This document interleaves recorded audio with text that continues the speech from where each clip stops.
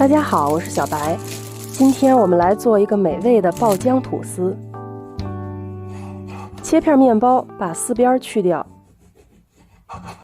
草莓和香蕉切成丁，分开装在小碗里。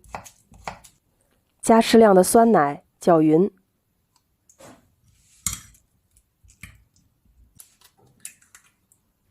鸡蛋和炼乳。再加一点盐，混合均匀。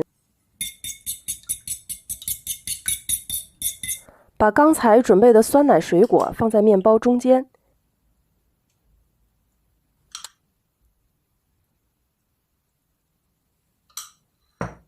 盖上另一片面包，把四边稍微压一下，防止一会儿煎的时候露馅儿。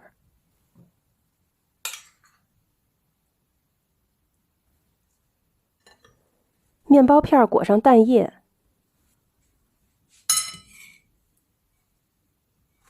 记得侧面也要裹上蛋液。中小火加热融化一小块黄油，把面包片放进来，两面煎出漂亮的焦黄色。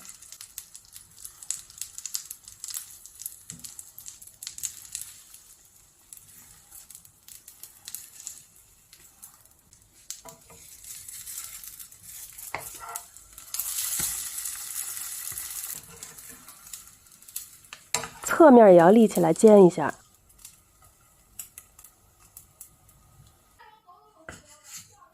煎好以后的面包要趁热吃，也可以用你喜欢的其他水果做馅儿。剩下的面包边也不要浪费，用20克融化的黄油加一些蒜蓉，刷在表面。因为蒜汁儿已经溶在黄油里了，不需要把蒜末也涂上去。